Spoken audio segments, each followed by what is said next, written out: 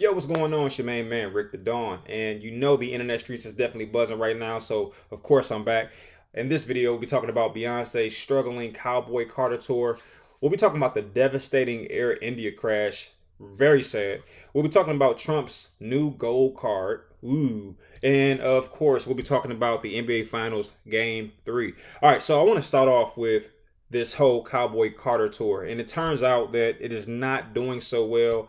It is primarily because, well, I'll tell you why we know about it and why it's a big deal to some people. It's because we're in the social media era. And what that means is when you have a bad seating turnout, let's say you're at a Beyonce concert, you don't see a lot of people in the stands, you're prone to take your phone out and, try to get a few clicks or a couple likes by saying, "Ooh, Beyonce's tour is not really doing so well." And that's really what's happened.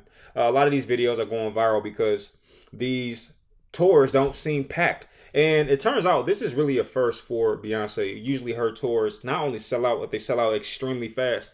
But because she's doing something different, and I want to point out why I think this is happening. I think that this tour is struggling so bad. It's because she's alienating her core audience. You got to think about her core audience. It's usually women, black women, LGBTQ individuals, people like that. So she's going into a new hemisphere. She's going to a new space where she's trying to attract these new customers, if you will. But at the same time, as a musician or a business person, not only do you look for new customers, you have to keep the ones you have satisfied. And I think that's the crux of what she's going through. She's trying to challenge herself because think about it.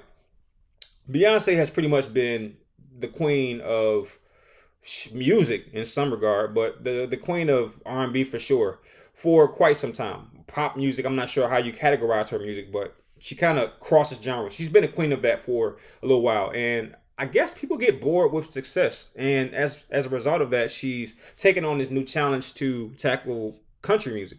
And you have to understand that if you're going to do something ambitious like jump into an entirely new genre, you're going to have some setbacks. Now, the big question from here, or to me, is does Beyonce get rattled by these low numbers and, kind of goes back to her comfort zone, or does she double down and try to stay in this particular space? But yeah, there's viral clips of this tour going out just about everywhere. Anytime someone sees that there's more than, let's go with 100 seats vacant, they're taking the camera out and these videos are going viral.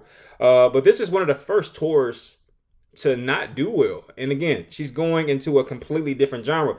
And you have to think that it's the country fans basically trying to show her or tell her, look, stay in your lane, stay in your zone. But what's interesting about that